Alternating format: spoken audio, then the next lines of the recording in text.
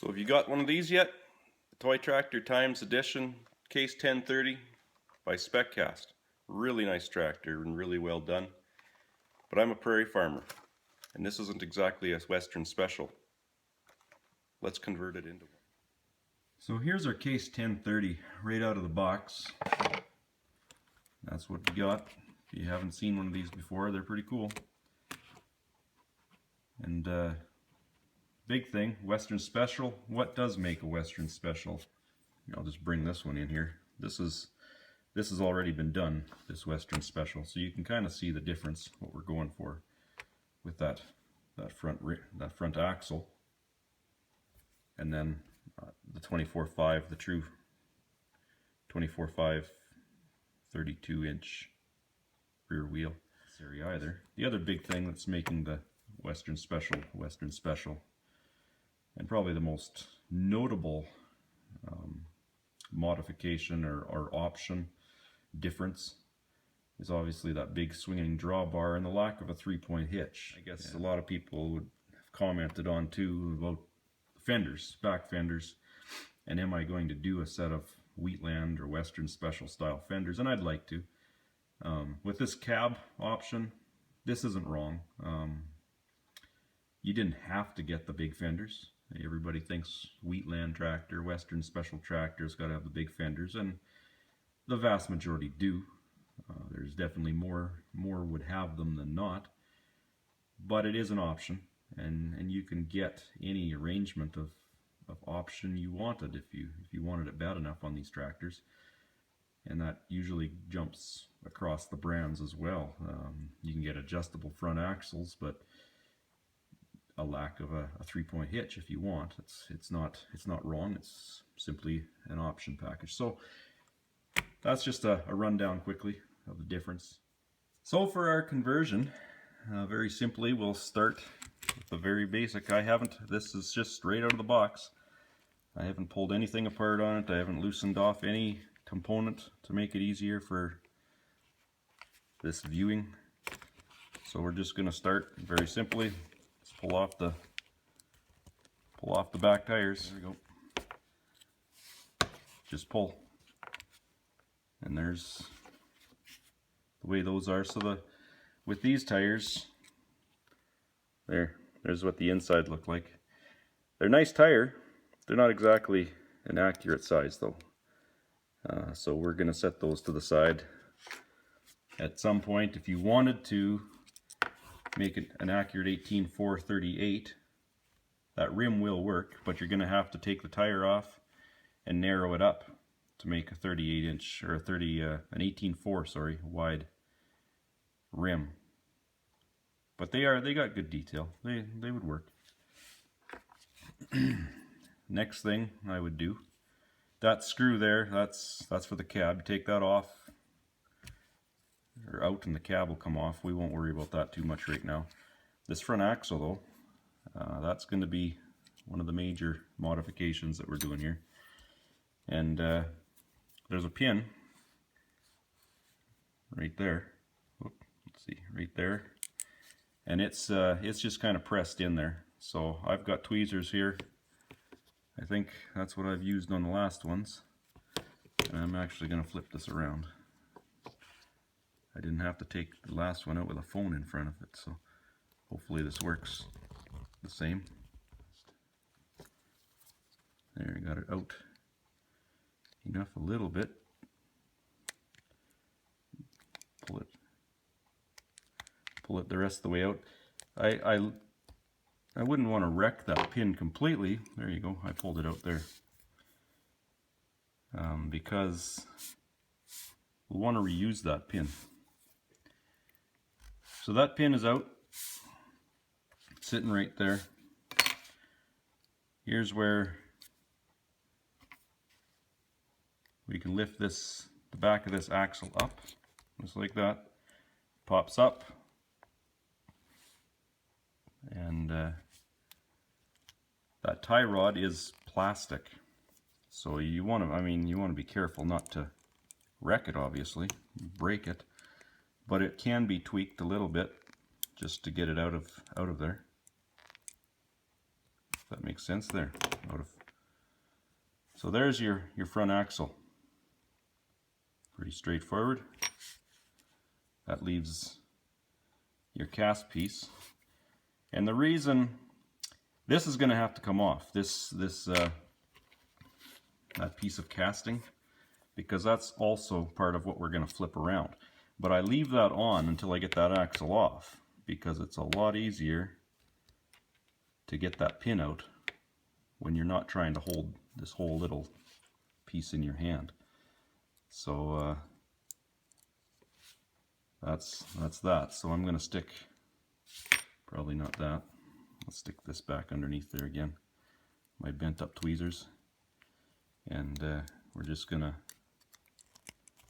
pry that up. There's a couple dowels. Maybe I'll actually use this. There we go. So there's, try to keep this in focus of the camera here. So there I'm getting my finger and it's pulling it up. There we go. Okay. So one dowel broke. That's happened on the other one too. There's one dowel right there, and that dowel, and I've had that snap now on 2 of them. But there's your little cast piece. And at this point, if you're going to take the hood off, there's the screw to do that. I'm going to take the hood off because I'm actually using that hole. And on some of them, you might want to pull the hood off and do some work or whatnot. But you can easily glue that back down. That hood will just lift off if you want it to. And then you can glue it back on. I don't put that screw back in, actually. So this is the point where we're going to do a little bit of filing. And I'm going to take a file and take care of all that. This little dowel, we're going to doctor that up. We're going to get rid of half of it. I'm going to leave some of it, but okay, so this is how it's sitting right now, or was sitting on there, and we want it to flip around. Get my tweezers back out and sit. It'll sit kind of like this, but it's not going to sit very evenly, but basically that's what we're getting at, is flip it around. But we're gonna set that to the side for a minute and we'll come back to it. Okay, so we got our front axle removed. Now while we're at it, just to get rid of the hassle of having them on there, we're gonna get rid of these 3-point hitch arms. And also now might as well be a time to, if you're going to replace this drawbar, and I guess, you know, you don't have to, but if you're going to, it simply pulls off. It's pretty straightforward. It's just a tab that's glued in here. Just pulls off like that. It's actually plastic, that drawbar. And that leaves some working room now for your 3-point hitch. These 3-point hitch arms, they're all plastic too, actually. And this is a good point, I should say, to pull this screw out, remove the cab so that we don't damage, fingers don't slip or something and damage the cab. Remember, we've already pulled the screw out for the hood, and you might have to pull them both off together because that steering wheel, it does pull out, but you don't want to cause problems with the steering wheel hitting that shifter, so you might as well just pull them out together at the same time. And there's the back end, and those little pins obviously is what needs to come out. There we go, there's one.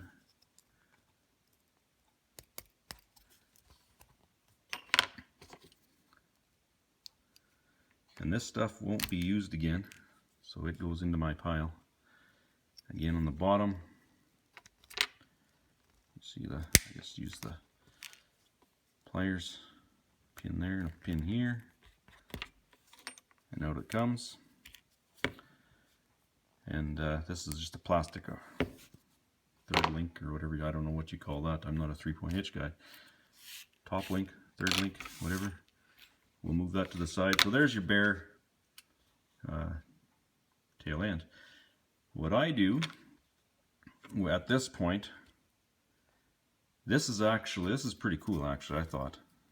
Spec Cast to do this, but this piece right here is actually plastic, and it's separate from the casting of the tub. And I pulled it off on my other one, and I guess I might as well do that here. You don't have to, but it comes off, or did come off pretty easy on the last one I did, and it made all it did was make it easier for cleanup, because now I can take a file, well, I can actually take my snippers here and try to shelter myself from getting hit with debris, but I'm going to cut off that round tab there. Looks kind of ugly now, doesn't it? And cut this one off right there.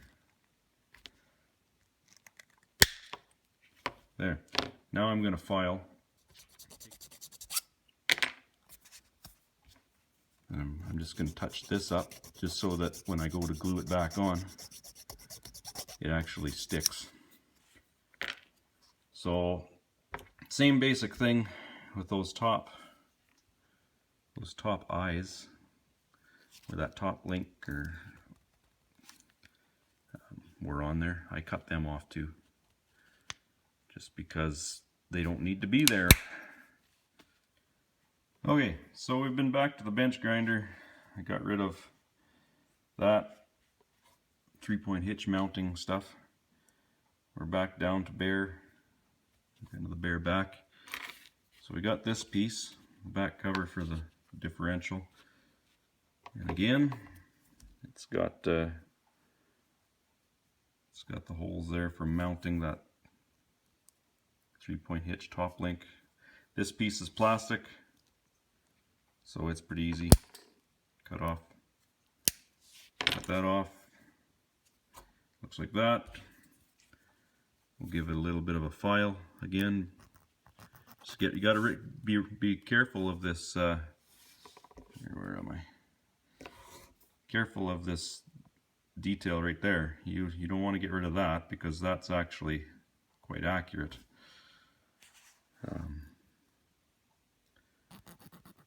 I guess that would be the return line, or the actual pump line, or what that is on the back of those tractors. But it's there, it's accurate. We don't want to lose that detail. So we're just going to file that off smooth,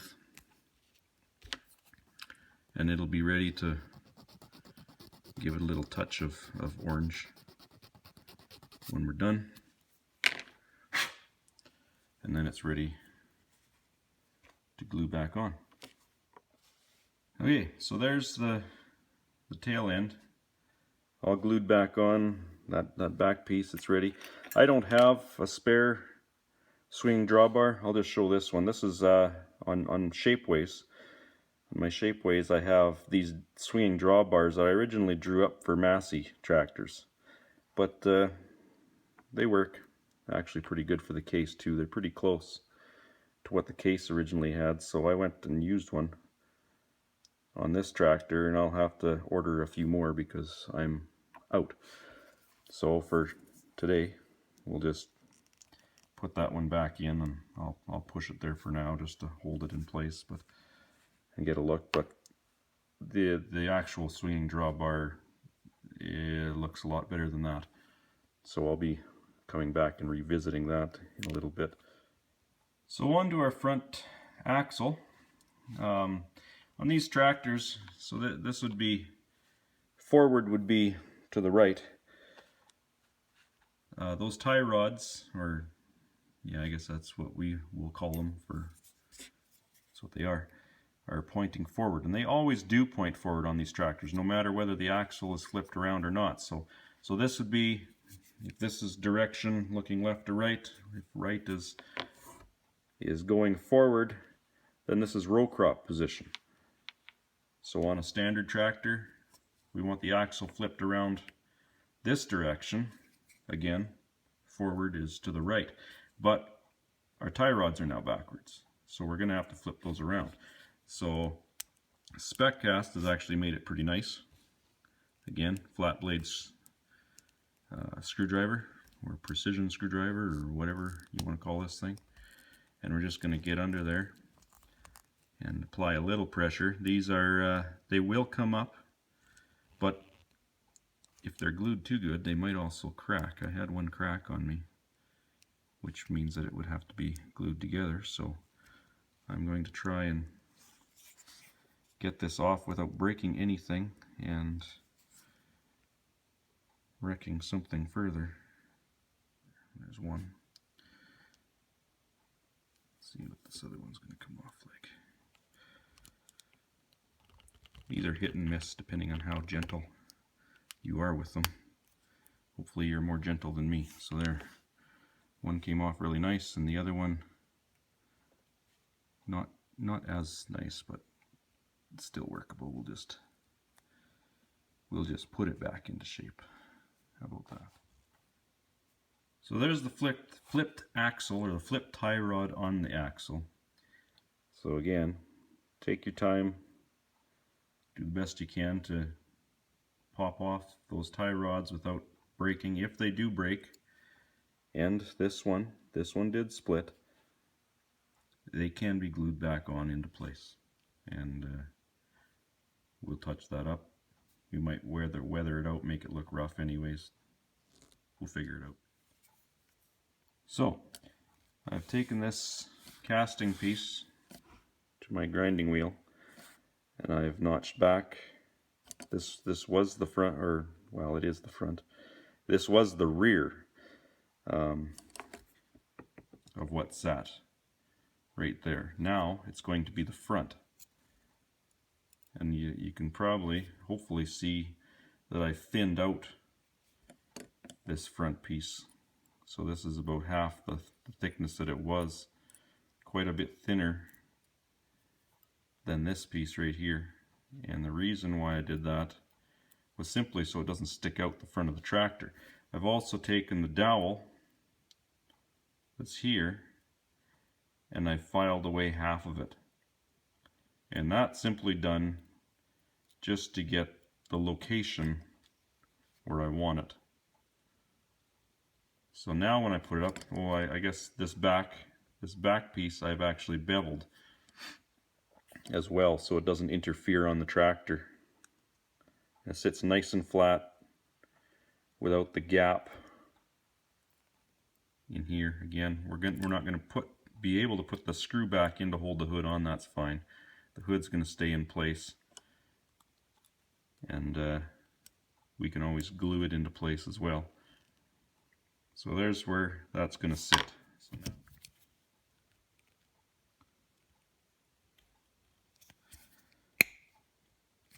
there. Oh, yeah. Work it back and forth. Good. My tie rod still holding out. Looks like it. It's just a plastic tie rod, so you want to be careful not to bump it and bang it around too badly, too many times. But there it is anyways. So now the front axle is glued back on into place. And there we can see the details of what we've done, flipping that front axle around, putting the tie rod still facing forward, grinding down that face so it's sitting even with the front of the frame tub. The front axle is in line with this piece of frame on that front tub, frame casting. So we got the front done. The back is stripped down, ready for touch-up paint on that back cover. Again, I'll have to order more of those swinging drawbars, so I've just put the original Spec Cast piece on for now, just to get us by. Back wheels, what I'm going to do, that's a 3D printed 18438 rear rim. I designed that to go on a 970 case build that I plan on doing here in the future. But this tractor showed up first. It actually comes looking like that actually. So that's without the weight. Those are the separate weights.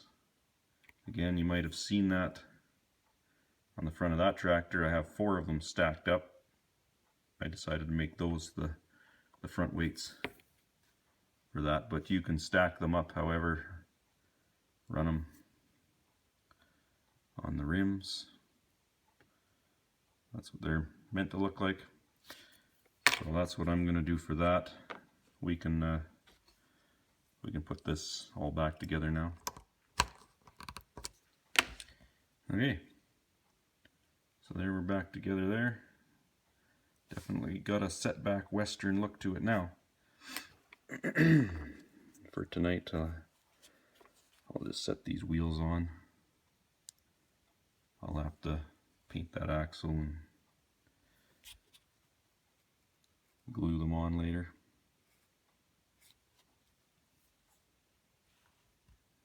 But there. Very simple.